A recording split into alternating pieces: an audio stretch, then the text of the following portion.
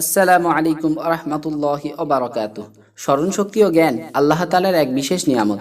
তিনি মানুষকে স্মরণ শক্তি ও জ্ঞান দান করেন।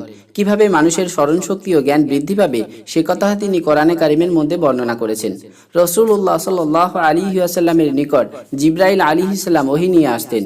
তিনি জিবরাইল আলাইহিস সালামের সঙ্গে ওহী পড়ার ও মুখস্থ করার চেষ্টা করতেন, যা তার জন্য অনেক কষ্টকর কাজ ছিল।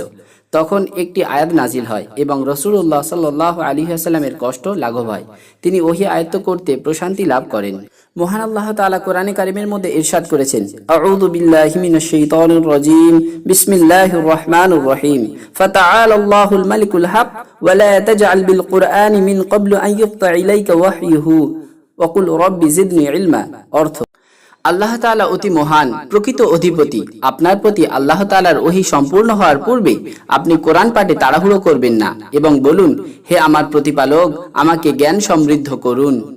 তাহলে বন্ধুরা, দোয়াটি হলো রব্বি জিদনি ইলমা, অর্থ, হে আমার পালনকর্তা, আমাকে জ্ঞান সমৃদ্ধ করুন।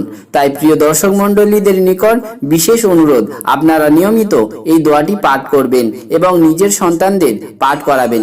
মনে প্রাণে যদি আল্লাহর কালামের প্রতি ইয়াকিন নিয়ে দোয়াটি পাঠ করেন, ইনশাআল্লাহ আপনি ফল পাবেন। আপনার সন্তান পড়লে তার স্মরণ শক্তির উন্নতি হবেই।